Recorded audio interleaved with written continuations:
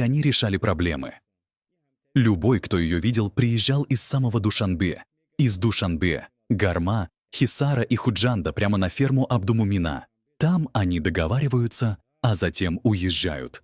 Он уезжает в спешке. Вы могли видеть ужасные машины, припаркованные за фермой. Но теперь все пусто. И вот Цесс читает статьи, которые он когда-то написал, для себя или сам, и приходит к таким строкам. Если столько жертв было принесено ради создания государства, не меньше нужно для его защиты, обеспечения его безопасности, развития и процветания.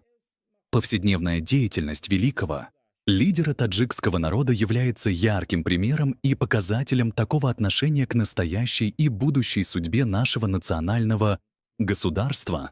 СС писал, лидер нации не только основал таджикское государство, но и возродил и укрепил национальный дух в теоретическом, политическом и практическом плане как национальное мировоззрение.